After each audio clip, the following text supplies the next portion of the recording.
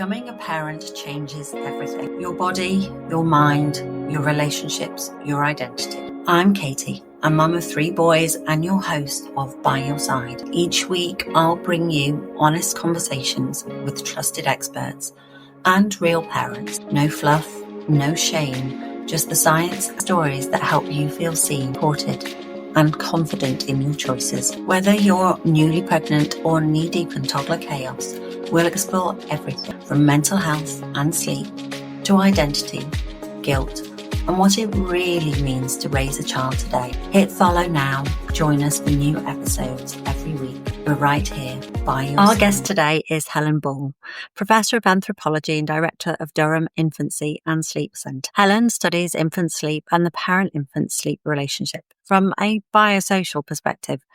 Her research examines attitudes, practices, and the disconnect between cultural sleep preferences and the baby's biological sleep needs. Helen is the chair of the Lullaby Trust Scientific Committee, an elected board member of the International Society for the Study and Prevention of Infant Deaths. In her recent book, How Babies Sleep, Helen offers evidence-based reason, a common sense for new parents who are looking for data to back up what their intuition has been telling them. I hope you enjoy our talk today, and it was certainly one that I wish that I had had access to before my children were born.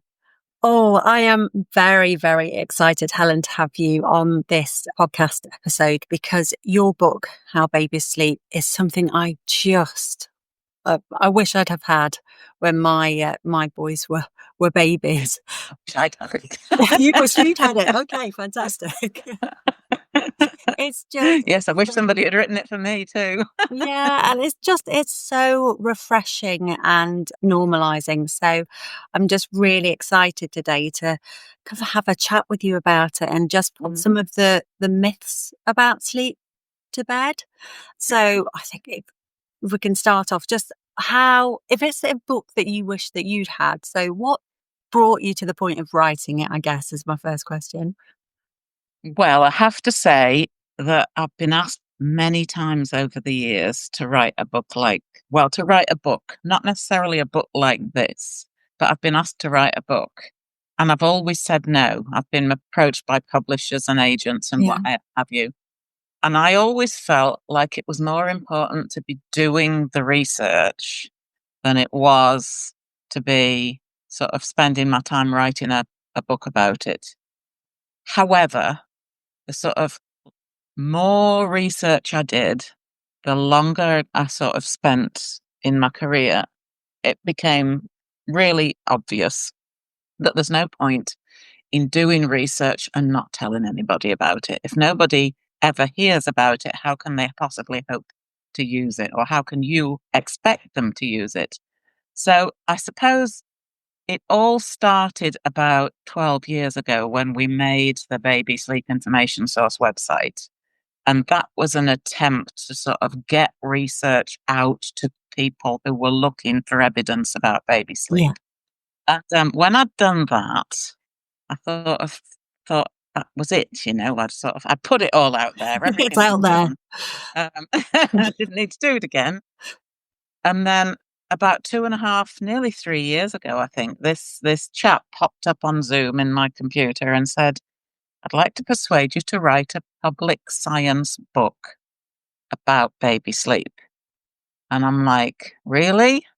I've always said I wasn't going to write a book about a parent's book about baby sleep. He says, no, not a book that is just for parents. It's like a popular science book about how sleep works and how baby sleep works and all of that. And I thought, okay, that's a bit more of a challenge and a bit different. It took me about 6 months to agree to do it. I had to cogitate on it for a while. And then I thought, I was approaching 60. And I was like, what's my next challenge going to be? And I'm like, that could be it. That could be it. So that's the one. Yeah. So it's taken 2 years to come to fruition. It took me a year to write it and a year for it to get edited and published. But that was basically the journey. It was sort of a realization that I did have something to say that was useful. I didn't want to be cast as sort of a parenting guru and I'm going to tell you how to get your baby to sleep because that's not my philosophy about it at all. But the idea of sharing with parents the research in a way that they could use, might be helpful to them in thinking about their baby's sleep, that did appeal. So that was what got me to do it in the end. Yeah, and I mean, what I love about that is it's the same ethos we have at By Your Side about. It's about feeling confident and calm in making choices. And there's Mm. so much misinformation out there, and sleep is the perfect one because sleep deprivation Oh is yeah. a killer. It is, and You have a very emotional reaction to sleep deprivation, yeah. don't you? It's hard to sort of stop and think rationally about it.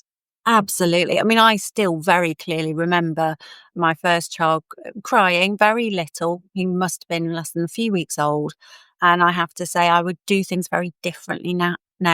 And I would do differently based on kind of the research and the science around it. But at that time, it was very much about, your baby should settle. But I remember my getting up to kind of go and feed again and looking at my husband, who I thought was asleep but wasn't, thinking, I don't think we'll get through this. And I hate you Mm. because you're sleeping and I'm not. Yeah, because And you're sleeping and I'm not. Yeah, yes, I've got to say, we're 20 yeah. years on We've now. all We've had to. survived that storm. Yeah. But you're right. It's just you kind of the rationality and the emotionality around it is really critical. And I think I'd really love to kind of pick your brains a bit on this ethos or this philosophy around good baby, because I hear Oh all yeah. the time about, oh, they sleep through the night. What a good baby. And it's almost this concept that a good baby sleeps and a bad baby doesn't. Yeah, yeah. And from what I've read, sort of delving into the history of all of this stuff around baby sleep and where a lot of these ideas came from, it seems as though that was sort of a thing that came about in like the 1920s when there was this, they called it the era of scientific babyhood. It was when research first began to be applied Okay. to child rearing, and it was the age of like the behaviorist psychologists, and they were just discovering about conditioning and punishment and reward, manipulating behavior and all of that kind of stuff. And there was this idea, and kind of like from the intellectual level, I think, that a good child, or the goal of parenting, the goal of using all of these sort of psychological techniques that they were beginning to develop, was to create a good child. And a good child was compliant. They were kind of self-reliant. They didn't demand much of their parents. You sort of molded your child to be the perfect sort of citizen, if you followed this philosophy and Sure. used these behavior techniques, etc. And I think that's where this idea of the good baby comes from. A good baby is one who doesn't bother you. And if your baby bothers you, disturbs your sleep or cries a lot or wants to be held or wants to be picked up, all of the things that parents were told in that era that they shouldn't do. Yeah. It was like, that wasn't a good baby, even though that was probably a baby who had a strong survival instinct. Yes, that's telling you I They were need trying you to and I get. need some love and I need some attention. Yeah. Exactly. Yeah. But yeah, so I think we've kind of like got 100 years of sort of cultural baggage going on there with the good baby sort of Yeah, concept.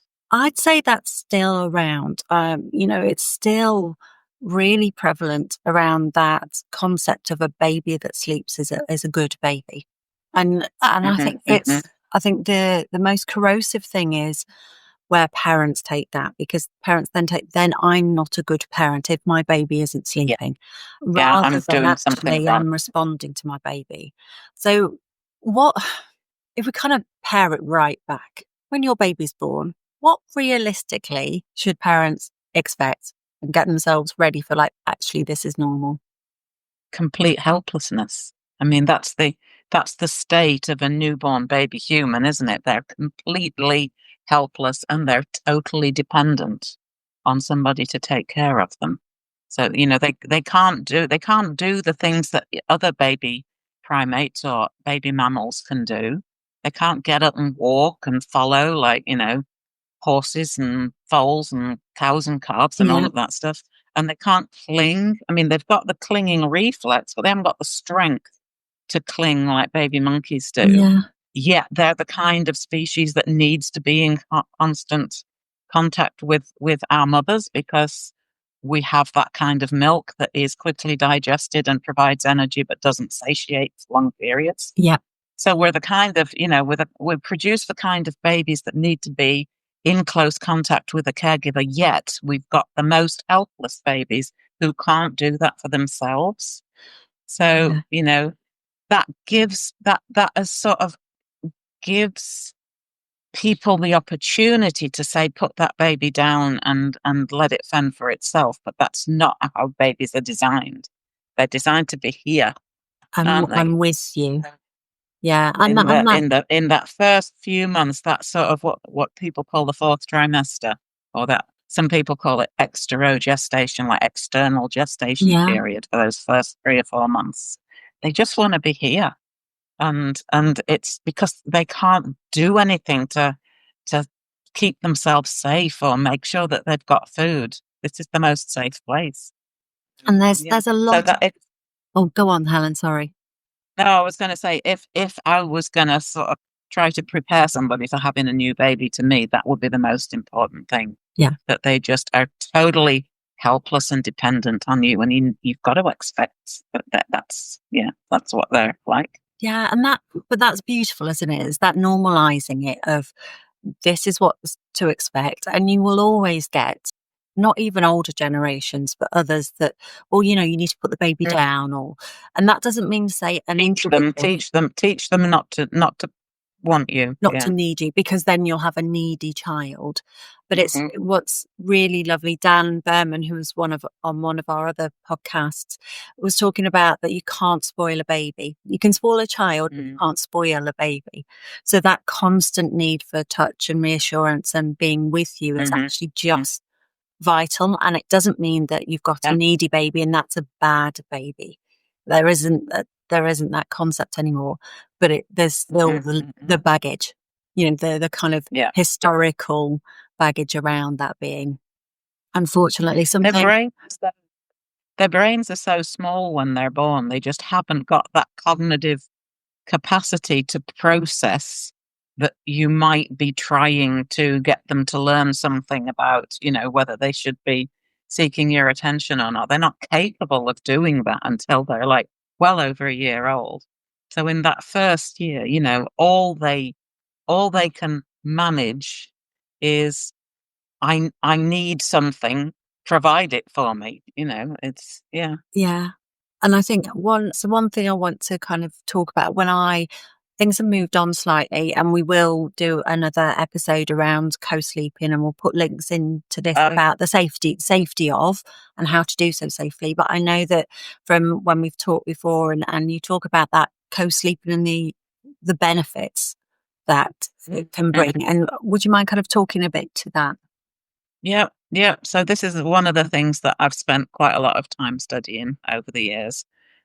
And really at the beginning, I had slept with my daughters, both of them. And I found it incredibly helpful as a working mum. I didn't have very long maternity leave with either of them.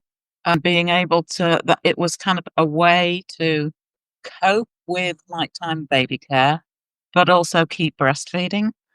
And I think if I'd had to keep getting up out of bed every few hours to breastfeed, I probably would have given up a lot sooner than I did. As it was, I managed to breastfeed into the second year.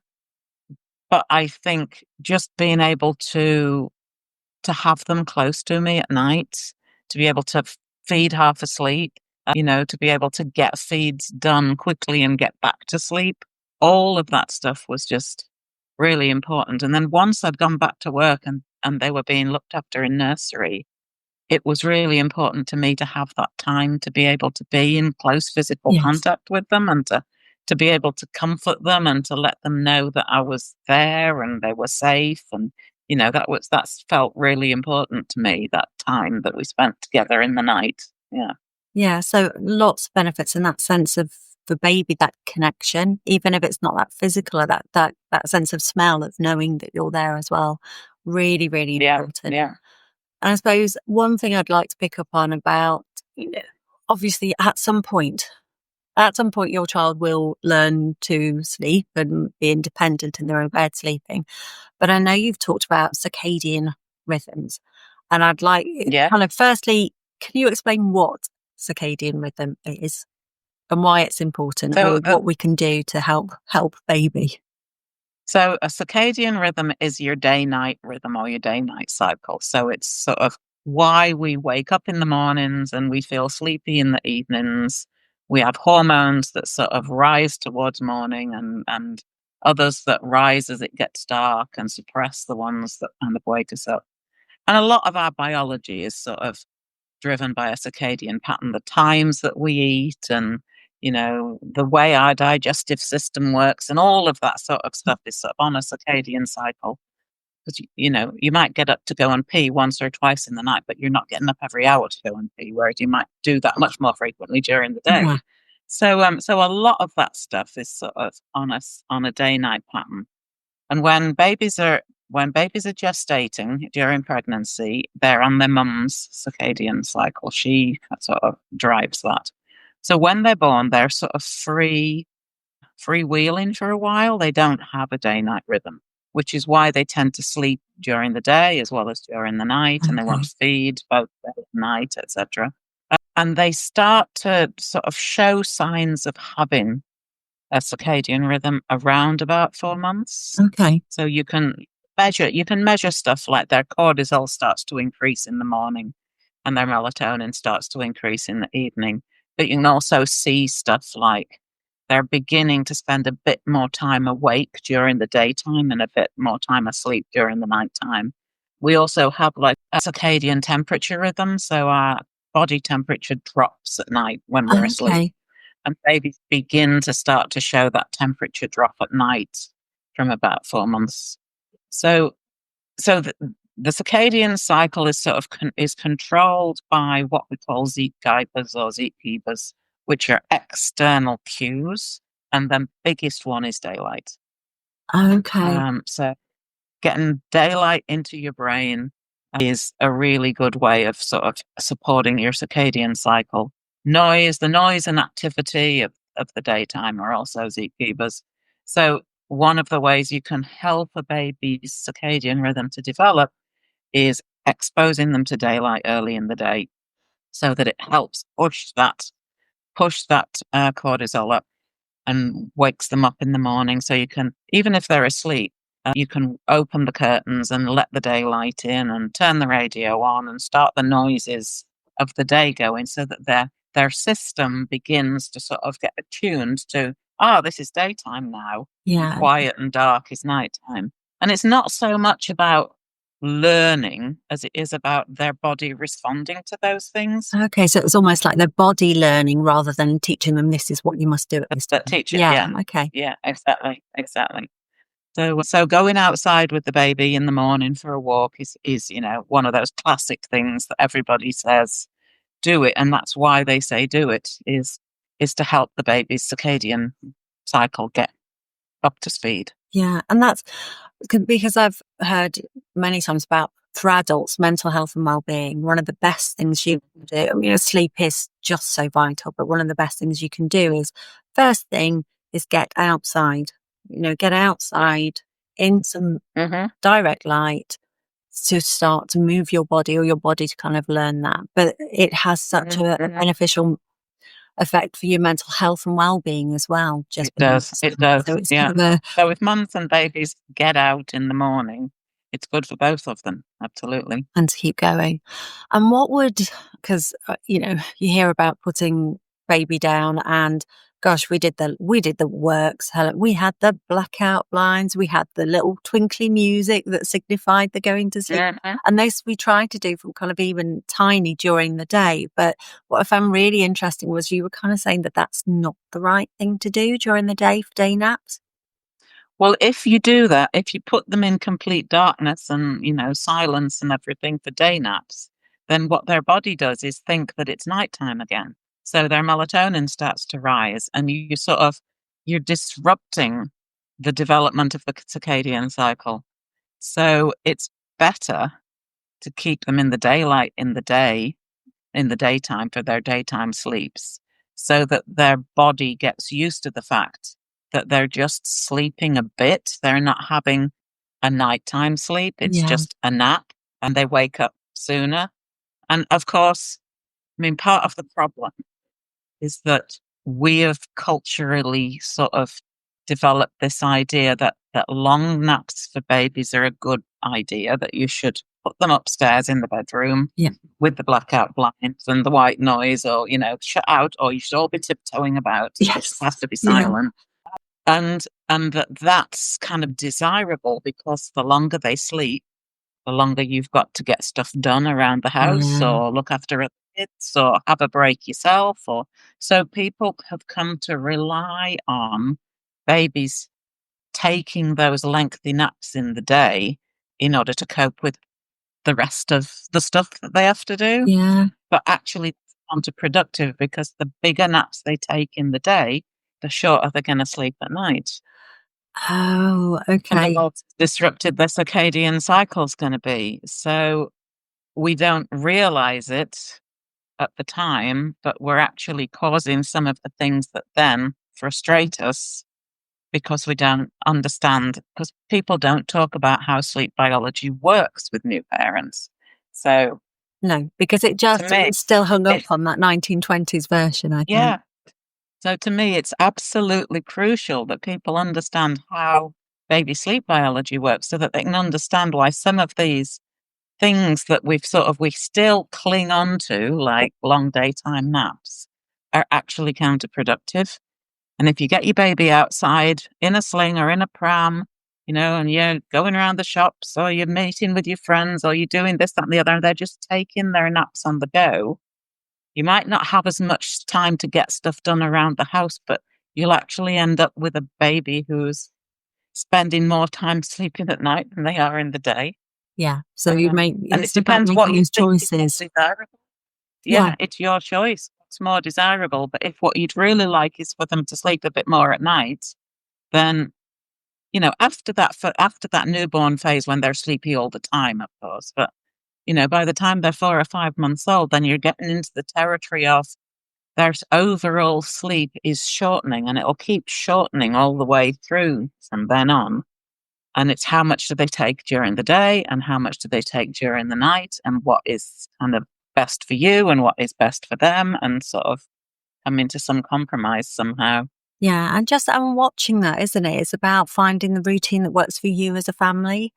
Because for some families and for some family dynamics that change if you have another sibling or etc. Yes. That may change. It's about that informed choice, I think, which is just so powerful, of knowing, okay, if I'm going to choose to put baby down for a long sleep in the day, then it's going to compromise their sleep at night time. And that's a Yeah. pattern that you're Yeah. choosing to establish. Yeah. Which, if it works for you as a family, that's great. That's fine. But it's about choices. So what, It's, Helen? I, No, go on. I was going to say, I'm a big advocate for people experimenting with what works for their family. I think that's really important, is to not take on somebody else's predetermined routine or schedule or whatever, because it worked for them doesn't mean it's going to work for you. You have to work it out for yourselves, and accept that what you work out in the beginning is not likely to stay that way. It's going to have to change. You're going to have to keep working it out as you go along, because your baby changes and you change and things around you change. And yeah, so it's being flexible. I think when you and I maybe had our babies, that we were in an era of very rigid parenting guidance, where people had got these fixed schedules, and you must put your baby down for bed at 6 o'clock, Yeah. and you must do this at this time, and you must do that at that time. And that was so, I think that caused an awful lot of anxiety amongst new mums, because babies don't work that way. No, and I think they're not like they're not little clock driven machines. no, and yeah, and it's about No, actually, you know your baby best. And I think that historical view, or the view that is still persists now, of somebody, as you said, I mean, absolutely, people will give you advice. You don't have to take it because it worked for them. It doesn't necessarily work for you, but there's still that kind of historical view that perpetuates it, rather than you're the parent, you do know your baby best. You do know what's going to work for you. And it's not going to be the same from now till next month. And it's about allowing your family that flexibility, and just kind of tweaking things as you go, rather than having a routine. But no, absolutely, certainly the books that were out were just so, there's a format, there's a formula, and there's an expectation Yeah. of where you should be. Yeah. And what I've just love about the way that you write and you talk about it is that just that real openness and flexibility, but understanding actually these are the patterns. This is how bodies are designed, babies' bodies are designed, and what you can expect. But then you kind of flex and move with that as a family to make it work for you. And I love that. It's really healthy. We also have to accept that there are some babies for whom routines work. So, if somebody else's baby is happy to go along with that kind of routine and it's working for them, they're not wrong. They're doing what works for them. And I think, sometimes there's a lot of angst around the fact that people have got different views and different experiences and think that everybody should have the same view and experience as them. Yeah. So I think we have to be careful, do what works for us, but let everybody else do what works for them as well. I love that. That's a real gold dust moment. I love that. Thank you. I suppose another bit that I probably just want to pick up on is that kind of those later stages. And I remember the kind of, as your baby starts to get into a routine and you're kind of heading towards maybe even the toddler phase, of the whole keep them awake. You must keep them awake to a certain time, or certain. Does it become a point where you do manage to get that routine and it's important that it's within a certain window? Or how does that grow as your baby grows? I think again, it depends on your context. So if you're having to get your child up and get them out the house and get them to nursery or get them to preschool or something like that, at like 8 o'clock in the morning, they've got to be in the car because you've got to drop them off before you go to work and all of that stuff. Then having that earlier bedtime and making sure that they're kind of like getting enough nighttime sleep before they have to, so that you don't have to wake them up in the morning, that they've had enough sleep by the time that comes around. I think that you need to think about that. When do I need to start this whole bedtime process so that they're actually well rested by the morning? But if you've got a different kind of lifestyle, and one of the things that we did in the course of our research was work with Born in Bradford to find out what was happening to families in Bradford over the first year or so. Yeah. And we had, half the population of Bradford, but half the babies are born are of Pakistani origin. Yeah. So we interviewed a lot of Pakistani mums about the sort of patterns of infant care in their families, which are very different from the patterns of infant care in the white British families that have been interviewed. And they kept their babies up much later. Yeah. And in part that was because, or their toddlers, and in part that was because dads tended to work either in the restaurant trade or in the taxi trade. So they started work later in the day, they finished work later in the day. The kids stayed up later in the day so they could all eat together or see each other or whatever before bedtime. They all got up later in the morning. Yes. And so it's sort of, you need to figure out, there is no magic about sort of a 6 or 7 o'clock bedtime. We do think in this country that like all children must be in bed by Yes. Yeah. a certain time. And I think that's, do you remember Watch with Mother? I've heard about Watch with Mother. Yeah, but I had something similar. It used to be the one show used to start at 7 o'clock. By that time, that was the bedtime. We'd watch the colour television. In my childhood, the 6 o'clock news came on, at 6 o'clock, obviously. And 5:45, there was watch with mother. So you were supposed to watch with mother, and then your dad got to watch the news while your mum put you to bed. Sure. And so 6 o'clock was everybody's bedtime, supposedly, was Yeah. everybody's bedtime. And I think that's where this sort of obsession with getting small children to bed by 6 o'clock came from. But if you've got a child who doesn't need that much sleep, and we all have different sleep needs, so and as I said, they start reducing from about 3 months old, and they keep reducing all the way through childhood. Mm-hmm. So, if your child is on the bottom end of that normal range and they don't need 10 hours sleep, say, or 12 hours sleep. I mean, going to bed at 6 o'clock in the evening is really sort of so that you can maximize 12 hours sleep, isn't it?